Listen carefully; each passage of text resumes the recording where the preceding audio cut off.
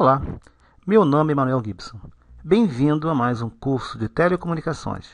Estaremos hoje abordando o sinal mínimo de recepção. Esse parâmetro leva em consideração a potência média de ruído térmico, o ruído acima de kT0B, a figura de ruído do receptor, a relação sinal-ruído mínima de recepção, vai dar qualidade de serviço, e a margem de confiabilidade. A importância desse assunto está relacionado ao grau de qualidade de serviço que vamos oferecer. Qual será o grau de serviço oferecido? Inicialmente, a potência média de ruído térmico, kT0B, é calculado pela equação mostrada. Observa-se que a potência de ruído, Pn, está expressa em dBm, dB em relação ao miliwatt. A equação já está corrigida para a temperatura de 290 Kelvin e a largura de banda é expressa em kHz. O ruído acima de kT0B pode ter duas alternativas. Uma, nós conhecemos a temperatura de ruído, e a segunda, o ruído em excesso a kT0B é conhecido. No caso de conhecermos a temperatura de ruído, esse ruído em excesso a kT0B é dado simplesmente pela relação entre a temperatura de ruído e a temperatura de referência, e calculamos 10 vezes log na base 10 dessa relação. Observando que esse ruído em excesso é dado em dB. O ruído em acima de kT0B pode ser obtido através de medidas, análise espectral, avaliando-se, e também expresso em dB. Por exemplo, em sistemas móveis na faixa de 900 MHz, é possível determinar se o ruído acima de kT0B em função da densidade de tráfego, número de veículos por hora. Por exemplo, se nós temos 100 veículos por hora passando naquela área, o ruído acima de kT0B é de 8 dB. Outro parâmetro importante é inerente ao próprio equipamento, ao receptor, que é a figura de ruído do receptor, dado pela equação mostrada. Geralmente, esse parâmetro em equipamentos ele é fornecido pelo fabricante. Em dispositivos, esse valor é dado e os dispositivos, quando são ligados entre si, é possível avaliar-se a figura de ruído total do sistema. Observe que é a figura de ruído expressa em dB. A relação sinal-ruído ela é um indicador da qualidade do sinal recebido. Ela vai se relacionar com a taxa de erros. Quanto maior a relação sinal-ruído, menor a taxa de erros em princípio. Também a função da modulação.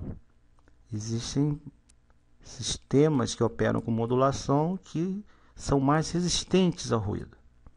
E depende também do tipo de sinal. Voz, vídeo, imagem, movimento. Apenas como exemplo, citamos uma boa relação sinal-ruído para voz como o valor de 12 dB. Enquanto que para vídeo, uma boa relação sinal-ruído, uma imagem com uma clareza de DVD, uma imagem com a qualidade de DVD, requer cerca de 53 dB de relação sinal-ruído. A margem de desvanecimento ela compensa as variações, as flutuações do sinal. Em sistemas de radiofrequência, sistemas sem fio, pode ser variando o próprio canal entre transmissor e receptor. Em sistemas móveis, você se desloca ao longo de um trajeto e a atenuação, reflexão vai variando. Pode considerar para enlaces fixos a variação do índice de refração da atmosfera e faz com que o sinal recebido varie. Essa margem de desvanecimento, então, compensa essas flutuações do sinal recebido, também conhecido como fading. Existem diversos modelos de margem de desvanecimento. Estamos mostrando o desvanecimento Rayleigh, rápido para ambiente móvel urbano. A margem é dada em dB e calculamos o log neperiano da probabilidade de atendimento a serviço. O sinal mínimo de recepção, então, toma a seguinte forma. É um somatório. Começamos com a potência de ruído térmico expressa em dBm. Acrescemos o ruído em excesso, a KT0B. Então, isso aí em relação ao ruído térmico. Independe da região, em função do local, na verdade, que nós estamos, e a função, por exemplo, de tráfego de veículos.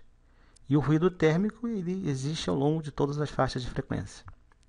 Em seguida, nós temos o parâmetro dado pelo equipamento em si, que é a figura de ruído, NF/dB.